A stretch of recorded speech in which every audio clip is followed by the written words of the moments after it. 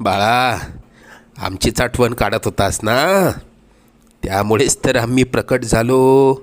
अरे मायबाप मानतोस ना आम्हाला, मग तुला पैशांची गरज असताना सांगायचं ना.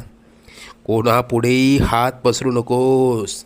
लोक 2-4 हजारांची मदत करतीलही, पण तुझ्या मागे सर्वांना तुझी मजबुरी हसत सांगतील.